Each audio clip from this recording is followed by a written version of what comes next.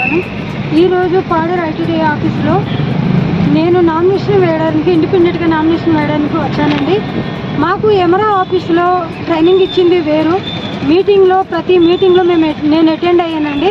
అక్కడ కొత్తగా నామినేషన్ వేసే వాళ్ళకి ట్రైనింగ్ ఇచ్చారు పిఓ గారు చెప్పింది ఏంటి అంటే, అమ్మ కొత్తగా ఎలక్షన్లో మీకు ఐడియా ఉండదు నామినేషన్ వేయడానికి, కాబట్టి మేము ట్రైనింగ్ ఇవ్వడానికి వచ్చాము. అక్కడ ఏంటి అంటే, మీకు నామినేషన్ వేసేటప్పుడు ఏమైనా డౌట్ వచ్చినప్పుడు మాకు అధికారులకి మీరు సంప్రదించవచ్చు. మేము కౌంటర్లు 6 పెడతాము. ఆ 6 కౌంటర్లు కూడా మీరు అడిగి మీ సమస్య తెలుసుకోవచ్చు. అప్లికేషన్ ఎలా నింపాలో కూడా తెలియనప్పుడు అడిగితే మేము నింపి ఇస్తాము అన్నారండి.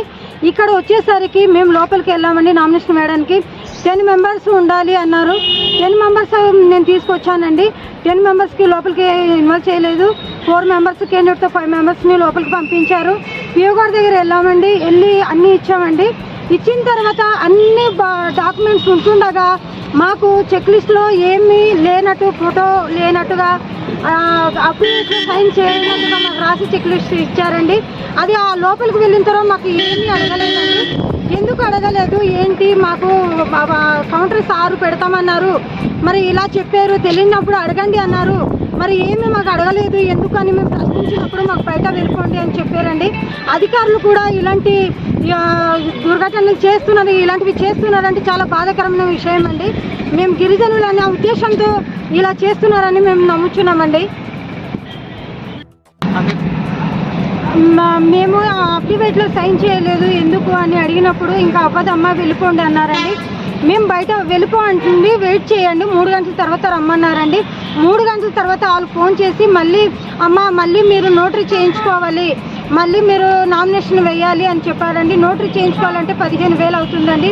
మేము నిరుపేద కుటుంబం నుండి వచ్చిన దాన్నండి. నేను సామాజిక కార్యకర్తనండి. 8 సంవత్సరాలుగా సామాజిక కార్యకర్తగా ఉండి పనిచేస్తూ వచ్చానండి. ఈరోజు అవ్వదు, ఇంకోసారి ఫోన్లో మాట్లాడిన తర్వాత అమ్మ ఈరోజు అవ్వదు రేపటికి రండి అన్నారు. ఈరోజు నామినేషన్ రిజెక్ట్ చేస్తే 5 సంవత్సరాల భవిష్యత్తు ఎవరిస్తారండి, రాజకీయ భవిష్యత్తు ఎవరిస్తారు? నేను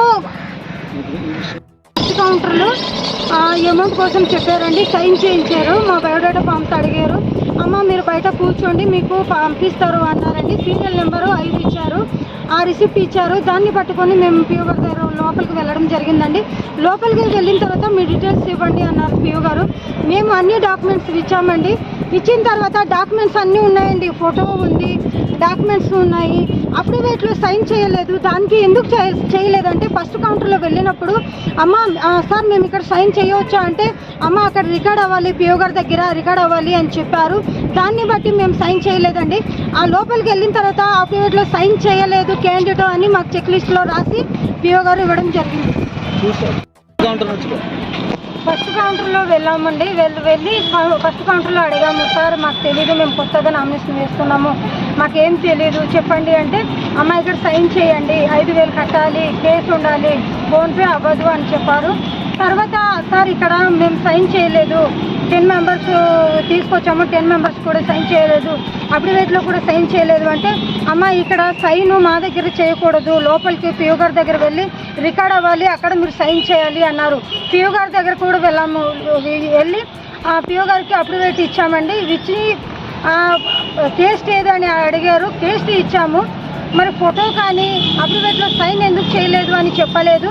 ఫస్ట్ అమౌంట్ చెప్పారు, 5,000 తీసుకోండి అన్నారు. 5,000 ఇచ్చేసాము, రిసిప్ట్ ఇచ్చారు, చెక్ లిస్ట్ ఇచ్చారు. చెక్ లిస్ట్ మా చేతిలో ఇవ్వగానే అమ్మ మీరు బయటకు వెళ్ళిపోవచ్చు అన్నారు. బయట వచ్చి మేము చూసుకోగానే మా చెక్ లిస్ట్లో అఫిడవిట్లో సైన్ క్యాండిడేట్ ఎందుకు చేయలేదు అన్నది రాశారు. ఫోటో లేదు అన్నారు.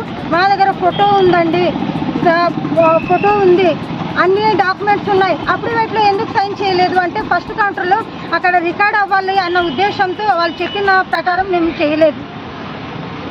Check list